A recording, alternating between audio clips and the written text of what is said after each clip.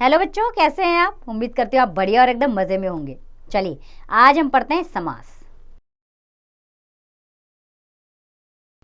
तो समास पढ़ने के लिए हम वाक्यों पर ध्यान देते हैं।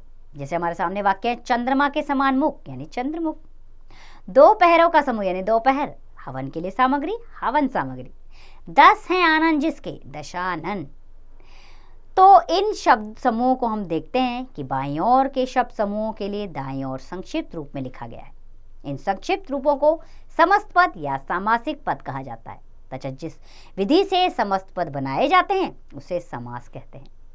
सामासिक शब्दों के बीच के संबंध को स्पष्ट करना समास विग्रह कहलाता है। अतः परस्पर संबंध रखने वाले दो या दो से अधिक पदों के मेल को समास कहते हैं। आइए संधि और समास में अंतर जानें। कुछ विद्यार्थी संधि और समास को एक ही मान लेते हैं, परंतु ऐसी बात नहीं है। संधि और समास दो अलग विषय हैं। इसमें इस प्रकार अंतर किया जाता है। जैसे पहला अंतर है, संधि वर्णों के मेल को कहते हैं जबकि समास शब्दों या पदों के मेल को कहते हैं। दूसरा अंतर है, संधि में वर्णों के मेल से वर्ण परिवर्तन होता है जबकि समास में प्राय ऐसा नहीं होता है। तीसरा है, सामासिक पदों के बीच के परसग यानी विभक्तियों का लोप हो जाता है समास में। जैसे हवन के लिए सामग्री हवन सामग्री, यहाँ के लिए का लोप हो गया यानी गायब हो गया। अगला है, कई शब्दों में संधि और समास दोनों के उदाहरण हो सकते हैं। जैसे देवालय, देव जमा आल्य दीर्घ संधि है। देवालय देव के लिए आल्य तत्पुरुष समास है। षडानन षट जमा आनन यानी व्यंजन संधि, और षडानन षट आनन है जिसके यानी कि कार्तिकेय यानी कि बहुव्रीहि समास। तो बच्चों समास के भेद जानते हैं। समास के 4 भेद है। पहला है अव्यवभावी समास, दूसरा तत्पुरुष समास, तीसरा द्वंद्व समास और चौथा बहुव्रीहि समास। तो चलिए पहले बढ़ते हैं अव्यवभाव समास पर। जिस समस्त पद का पहला पद कोई अवयव हो तथा समस्त पद वाक्य में क्रिया विशेषण की तरह काम करे उसे अव्यवभाव समास कहते हैं। जैसे पहला पद है यथा, दूसरा पद है शीघ्र, समस्त पद बना इसका यथा शीघ्र, और विग्रह कैसे करेंगे? जितना शीघ्र हो सके। इसी तरह गली गली, समस्त पद बना गली गली और विग्रह किया प्रत्येक गली। बीचों बीच यानी बीचों बीच, बीच ही बीच में। आजीवन यानी आजीवन, जीवन पर्यंत। हर घड़ी यानी हर घड़ी, प्रत्येक घड़ी। हाथों हाथ यानी हाथों हाथ, एक हाथ से दूसरे हाथ पे। भर पेट, इसका समास किया भरपेट और विग्रह पेट को भरकर। चलिए अब जाने तत्पुरुष समास क्या है। जिस सामासिक पद में दूसरा पद प्रधान होता है तो दोनों पदों के बीच में आने वाले प्रसंगों का लोप हो जाता है यानी कि विभक्ति चिन्हों का लोप हो जाता है, उसे तत्पुरुष समास कहते हैं। जैसे शरण में पहला पद है, दूसरा पद है आगत, सामासिक पद बना इसका शरणागत। लाखों का पति यानी लखपति, देश के लिए भक्ति यानी देशभक्ति, नीति में निपुण यानी नीतिपूर्ण, पथ से भ्रष्ट यानी पथ भ्रष्ट। बच्चों विभक्ति के अनुसार तत्पुरुष समास के 6 भेद हैं। पहला है कर्म तत्पुरुष। बच्चों कर्म की विभक्ति को का लोप हो जाता है। जैसे विग्रह, स्वर्ग को गया, समासिक पद बना स्वर्गत, जेब को काटने वाला जेब कतरा। परलोक को गमन, परलोक गमन। यश को प्राप्त, यश प्राप्त। ख है करण तत्पुरुष। करण कारक की विभक्ति से द्वारा का लोप हो जाता है इसमें। जैसे तुलसी द्वारा कृत, तुलसीकृत। शोक से आकुल, शोकाकुल। भूख से मरा, भूख मरा। मन से माना, मन माना। और ग है इसमें संप्रदान तत्पुरुष। बच्चों संप्रदान कारक की विभक्ति के लिए का इसमें लोप हो जाता है। जैसे गौ के लिए शाला, गौशाला। देश के लिए भक्ति, देश भक्ति। गुरु के लिए दक्षिणा, गुरु दक्षिणा। मार्ग के लिए व्यय, मार्ग व्यय। और अगला है अपादान तत्पुरुष। बच्चों अपादान कारक की विभक्ति से का इसमें लोप हो जाता है। जैसे गुणों से हीन, गुणहीन। देश से निकाला, देश निकाला। काम से जी चुराने वाला, काम चोर। हृदय से हीन, हृदयहीन। अगला है संबंध तत्पुरुष। बच्चों संबंध कारक की विभक्ति काके की का इसमें लोप होता है। जैसे सेना का पति, सेनापति। घोड़ों की दौड़, घुड़दौड़। पवन का पुत्र, पवन पुत्र। गंगा का जल, गंगा जल। और अगला है अधिकरण तत्पुरुष। अधिकरण कारक की विभक्ति में पर का इसमें लोप होता है। जैसे लोक में प्रिय, लोकप्रिय। आत्म में पर विश्वास, आत्मविश्वास।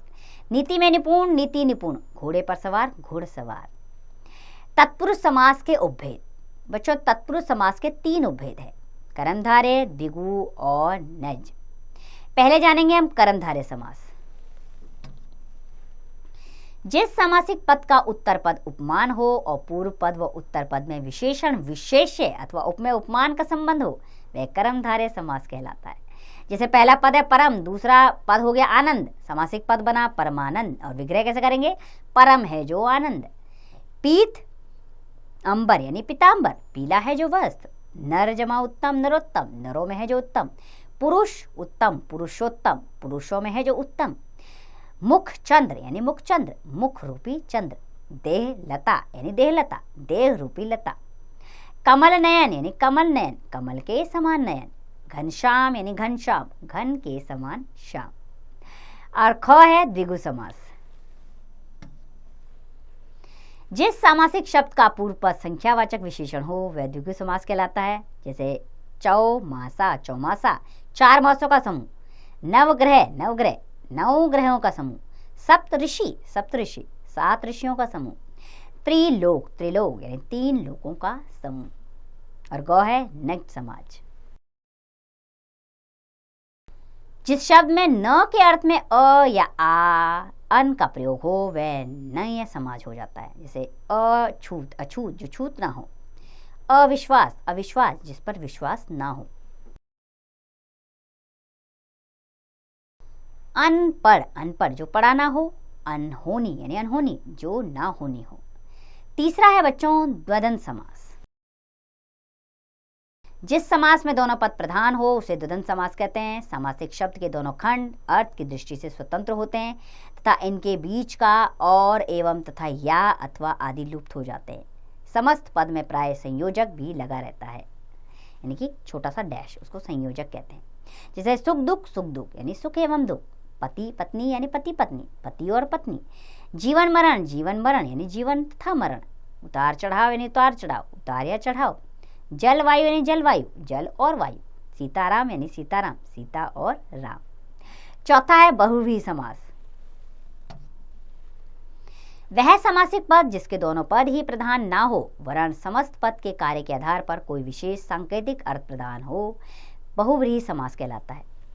जैसे पहला पद है नील, दूसरा पद कंठ, नीलकंठ, नीला है कंठ जिसका अर्थात शिव, त्रिलोचन यानी त्रिलोचन, 3 है लोचन जिसके अर्थात शिव, गिरिधर यानी गिरिधर, गिरी को धारण करने वाला यानी श्री कृष्ण, पीतंबर यानी पीतांबर, पीला है अंबर जिसका यानी विष्णु भगवान, पंख जमा जो, पंकज यानी पंख में जन्मा यानी कि कमल, चतुरानन, चतुरानन 4 मुख हैं जिसके यानी ब्रह्मा, महावीर, महावीर यानी महान है जो वीर, हनुमान, चक्रधर, चक्रधर चक्र को धारण करने वाले यानी विष्णु।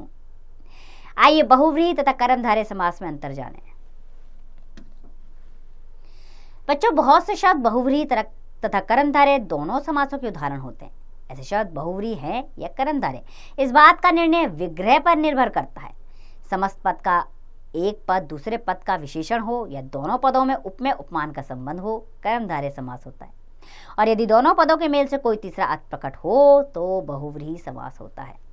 जैसे नीलकंठ, नीलाकंठ कर्मधारय समास है, नीला है कंठ जिसका अर्थात शिव, बहुव्रीहि समास है। पीतांबर, पीला अंबर कर्मधारय समास, पीले वस्त्र हैं जिसके अर्थात श्री कृष्ण यानी बहुव्रीहि समास। चंद्रमुख, चंद्र जैसा मुख यानी कर्मधारय समास। नीला अंबर, नीला अंबर कर्मधारय समास, नीला है अंबर जिसका अर्थात बहुव्रीहि समास। चलिए द्विगु और बहुव्रीहि में भी अंतर जान लेते हैं। यदि समस्त पद में से पहला पद संख्यावाची हो तो द्विगु समास होता है, लेकिन यदि दोनों पदों के मेल से कोई अन्य अर्थ निकल रहा हो तो बहुव्रीहि समास होता है। जैसे चतुर्भुज, 4 भुजाएं द्विगु समास है, 4 भुजाएं जिसकी यानी विष्णु भगवान बहुव्रीहि समास है। दशानन, 10 आनन यानी द्विगु समास, 10 आनन है जिसके यानी रावण बहुव्रीहि समास। त्रिनेत्र, 3 नेत्रों का समूह द्विगु समास, 3 है नेत्र जिसके अर्थात शिव बहुव्रीहि समास। चतुरानन, 4 आनन यानी द्विगु समास, 4 मुख हैं जिसके अर्थात ब्रह्मा बहुव्रीहि समास है। आइए पाठ से संबंधित महत्वपूर्ण बिंदु भी जान लेते हैं। 2 या 2 से अधिक शब्दों के मेल से नए शब्द बनाने की प्रक्रिया को समास कहते हैं। समास के 6 भेद होते हैं: अव्ययभाव समास, तत्पुरुष समास, कर्मधारय समास, द्वंद्व समास, द्विगु समास तथा बहुव्रीहि समास। समास के विग्रह से ही निर्धारित होता है कि वह कौन सा समास है। तो उम्मीद करती हूँ बच्चों, समास और उसके भेद आप अच्छे से जान गए होंगे। अब इन सब का अभ्यास कार्य आप स्वयं कीजिए।